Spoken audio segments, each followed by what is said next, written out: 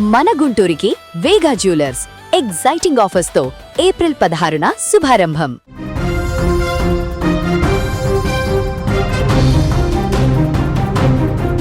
పశ్చిమాసియాలో రగులుతున్న అగ్నిపర్వతం ఇప్పుడు సరికొత్త మలుపు తిరిగింది. నివురుగప్పిన నిప్పులా ఉన్న హార్ముజ్ జలసంధిలోకి ఇప్పుడు డ్రాగన్ ఎంట్రీ ఇచ్చింది. ఇన్నాళ్లు ఆధిపత్యం చెలాయించొచ్చు, ఇరాన్ను ఒంటరి చేసి వేటాడొచ్చు అనుకున్న అమెరికాకు కలలో కూడా ఊహించని షాక్ తగిలింది. దెబ్బకు దిమ్మ తిరిగిపోయేలా అగ్రరాజ్యానికి చైనా పవర్ఫుల్ వార్నింగ్ ఇచ్చింది.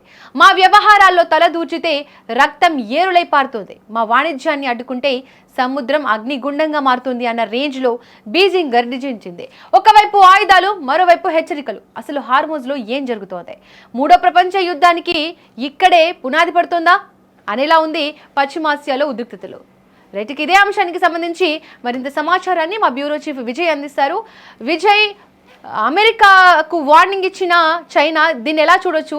డీటెయిల్స్ ఏంటి? పశ్చిమాసియాలో జరుగుతున్నటువంటి యుద్ధం అంతా కూడా కేవలం ఇరాన్, అమెరికా, ఇజ్రాయెల్ అలాగే పశ్చిమాసియాలో ఉన్నటువంటి గల్ఫ్ కంట్రీస్ వరకే పరిమితమైంది. ఇప్పుడు తాజాగా ప్రస్తుతం చైనా ఇచ్చినటువంటి statement, China defence minister admiral Dong Jun అనేటువంటి మినిస్టర్ ఒక స్టేట్మెంట్ తాజాగా ఇచ్చారు. అది నేరుగా అమెరికాను కౌంటర్ చేస్తూ ఇచ్చినటువంటి స్టేట్మెంట్. అంటే అమెరికా ఏమనిందంటే ఇరాన్ నుంచి వచ్చేటువంటి షిప్స్ ఏదైతే ఉన్నాయో, అంటే స్ట్రైట్ ని మేము దిగ్బంధనం చేస్తాము, అక్కడి నుంచి అంటే ఇరాన్ నుంచి ఎగుమతులు కానీ దిగుమతులు కానీ చేసుకునేటువంటి ఏ దేశాలకు సంబంధించినటువంటి షిప్స్ కూడా వాటిని పేల్ చేస్తాం.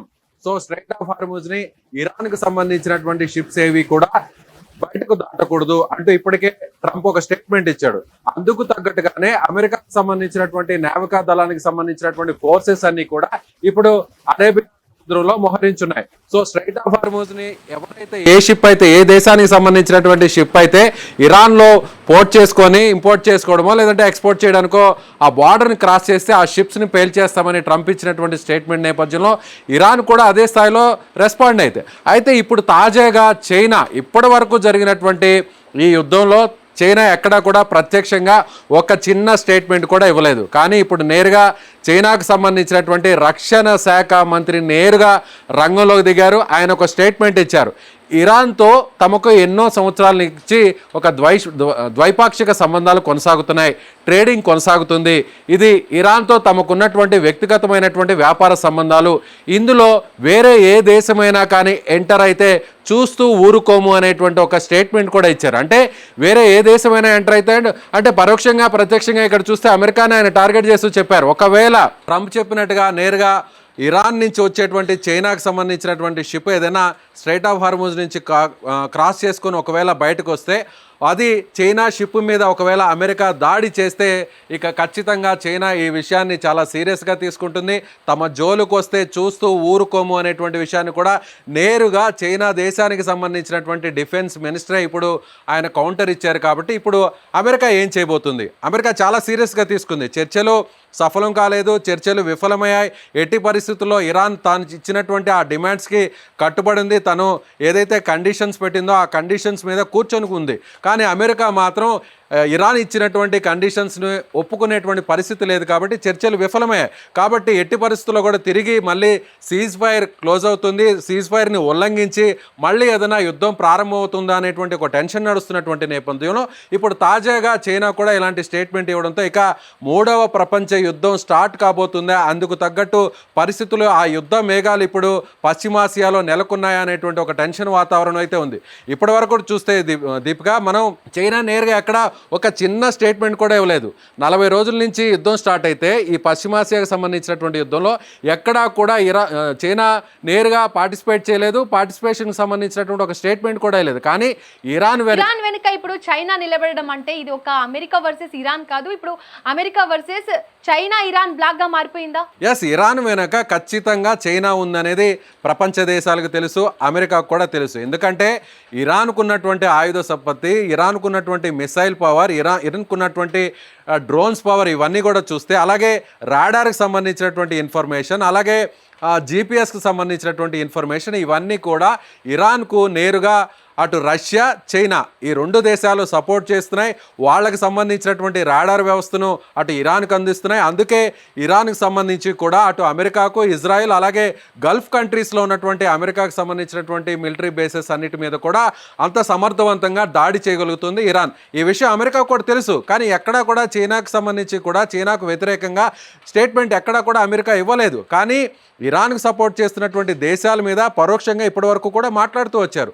అదేవిధంగా చైనాను కూడా నేరుగా రంగంలోకి దిగాలి, శాంతి చర్చలకు చైనా కూడా ముందుకు రావాలి, ఇరాన్తో జరుగుతున్నటువంటి యుద్ధాన్ని ఆపడానికి చైనా కూడా చొరవ తీసుకోవాలనేటువంటి ఒక స్టేట్మెంట్ని ట్రంప్ ఇచ్చారు. అయినా కూడా ఎక్కడ చైనా మీద దీని మీద పెద్దగా స్పందించలేదు. కానీ చైనా ఒక మాట చెప్పింది, ఎలా అయినా సరే పశ్చిమాసియాలో యుద్ధం తగ్గించడం కోసం, యుద్ధం ఆగి శాంతి పరిస్థితులు రావడం కోసం తమ పరంగా తాము చేయాల్సినటువంటి ప్రయత్నాలు కూడా చేస్తాము అనేటువంటి ఒక చిన్న స్టేట్మెంట్ మాత్రమే ఇచ్చింది. కానీ ఇప్పుడు చైనా ఎక్కడైనా కూడా చూస్తే దీపిక ఒక విషయాన్ని చెప్పాలి. ఇప్పుడు రష్యా ఉక్రెయిన్ కావచ్చు, అదేవిధంగా ఇండియా పాకిస్తాన్కి సంబంధించినటువంటి వార్ కావచ్చు, అలాగే ప్రస్తుతం ఇప్పుడు అమెరికా వర్సెస్ ఇరాన్ మధ్య జరుగుతున్నటువంటి వార్ కావచ్చు, వీటిలో ఆ దేశాలతో చైనాకు నేరుగా సంబంధాలు ఉన్నాయి. రష్యా వర్సెస్ ఉక్రెయిన్ వార్లో రష్యా చైనా మధ్య స్నేహ సంబంధాలు చాలా స్పష్టంగా కొనసాగుతున్నాయి. అదేవిధంగా ఇండియా వర్సెస్ పాకిస్తాన్లో జరిగినటువంటి అప్పుడు ఆపరేషన్ సింధూర్ టైంలో కూడా చైనాకు చాలా స్పష్టమైనటువంటి దేశం, మిత్రదేశంగా ఉన్నటువంటి దేశం పాకిస్తాన్ ఇండియా మధ్య జరుగుతున్నటువంటి వార్లో కానీ ఇప్పుడు ప్రస్తుతం అమెరికా వర్సెస్ ఇరాన్ మధ్య జరుగుతున్నటువంటి వార్లో కూడా ఎక్కడా చైనా నేరుగా పార్టిసిపేట్ చేయలేదు. ఒకవేళ పరోక్షంగా ఏదైనా సహకారం అందించినా కూడా ఎక్కడా ఓపెన్ స్టేట్మెంట్ అయితే ఇవ్వలేదు. కానీ ఫస్ట్ టైం ఇప్పుడు చైనా ఒక ఓపెన్ స్టేట్మెంట్ ఇచ్చింది. అది కూడా ఒక ప్రతినిధిగానో లేకపోతే ఏదైనా ఒక అంబాసిడర్ గానో లేకపోతే ఏదైనా దౌత్య కార్యాలయాలకు సంబంధించినటువంటి అధికారో ఎవరో కూడా ఇవ్వలేదు. నేరుగా డిఫెన్స్ మినిస్టరే మాట్లాడారు. డిఫెన్స్ మినిస్టర్ మాట్లాడారు అంటే యుద్ధానికి సంబంధించినటువంటి చర్యల మీద ఒక కాషన్ ఇవ్వడం కోసం కావచ్చు, లేదంటే వేరే ప్రత్యర్థి దేశాలకు ఒక హెచ్చరిక ఇవ్వడం కోసం చేయడానికే ఇప్పుడు చైనా నేరుగా డిఫెన్స్ మినిస్టర్ని రంగంలో దించింది. అందుకు తగ్గట్టుగానే ఆయన ఒక స్టేట్మెంట్ ఇచ్చారు. అమెరికాకు నేరుగా కౌంటర్ ఇచ్చారు. తమ షిప్పుల జోలకి, తమ బిజినెస్ జోలకి ఎవరైనా ఎంటర్ అయితే తమ జోలికి వస్తే వాళ్ళని వదిలిపెట్టే ప్రసక్తే లేదు అనేటువంటి విషయాన్ని చాలా క్లారిటీగా ఇచ్చారు. ఒకవేళ అమెరికా కానీ చైనాకు సంబంధించినటువంటి షిప్స్ మీద దాడి చేస్తే ఇక చైనా ఈ యుద్ధంలోకి ఎంటర్ అవుతుంది. నేరుగా అమెరికా వర్సెస్ చైనాగా ఇప్పుడు వార్ మారేటువంటి అవకాశం ఉంది. దీపిక, విజయ్, అమెరికా ఇరాన్ వార్లో ఇప్పుడు చైనా ఎంట్రీ ఇచ్చింది. ఈ ఒక్క హార్మూజ్ జలసంధి కోసం ప్రపంచం మొత్తం ఫైర్లో పడే ప్రమాదం ఏమైనా ఉందా?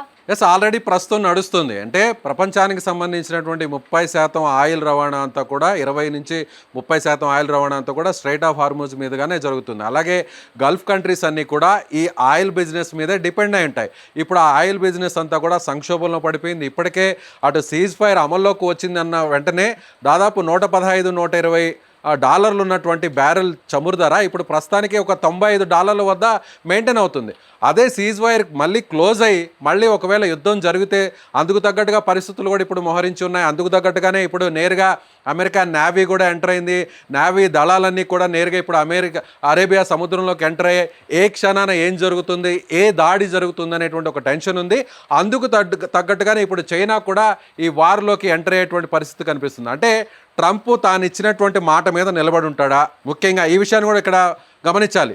చైనా ఇప్పుడు ఎంటర్ అయింది కాబట్టి, చైనా నేరుగా అమెరికా స్ట్రాంగ్ వార్నింగ్ ఇచ్చింది కాబట్టి ఇప్పుడు అమెరికా నుంచి ఎలాంటి స్టేట్మెంట్ వస్తుంది, అమెరికా నుంచి ఎలాంటి ప్రతిచర్య ఉండబోతుంది, ట్రంప్ మళ్ళీ తన సహజ శైలికి తగ్గట్టుగానే తాను ఇచ్చినటువంటి స్టేట్మెంట్ని వెనక్కి తీసుకొని తోక ముడుచుకొని ఇప్పుడు చైనా ఎంటర్ అవుతుంది కాబట్టి మళ్ళీ వెనక్కి తగ్గి వేరే రకమైనటువంటి స్టేట్మెంట్ ఇస్తాడా, లేదంటే అమెరికా అధ్యక్షుడిగా ట్రంప్ ఇచ్చినటువంటి స్టేట్మెంట్కి కట్టుబడి చెప్పినట్టుగానే ఒకవేళ స్ట్రైట్ ఆఫ్ హార్మూజ్ని ఇరాన్కు సంబంధించినటువంటి వ్యాపార లావాదేవీలు కొనసాగించేటువంటి ఏ దేశానికి సంబంధించినటువంటి షిప్ మీద అయినా సరే దాడి చేస్తామని ముందుగా చెప్పారు కాబట్టి అందుకు తగ్గట్టుగా చైనా షిప్స్ మీద అలాంటి అటాక్స్ జరిగితే నిజంగా ఇప్పుడు చైనా మళ్ళీ వార్లోకి ఎంటర్ అవుతుంది. అప్పుడు అమెరికా వర్సెస్ చైనాగా మారుతుంది.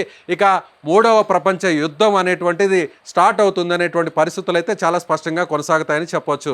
Deepika, right Vijay, thank you. మొత్తానికి పశ్చిమాసియాలో అగ్ని రేఖలు మరింతగా విస్తరిస్తున్నాయి. అమెరికా వేసిన ప్రతి అడుగుకు చైనా కౌంటర్ ఇస్తోంది. హార్మూజ్ జలసంధి ఇప్పుడు కేవలం సముద్ర మార్గం కాదు, సూపర్ పవర్స్ మధ్య సమర రంగంగా మారుతోంది. ఒకవైపు వార్నింగ్లు, మరోవైపు వార్షిప్స్.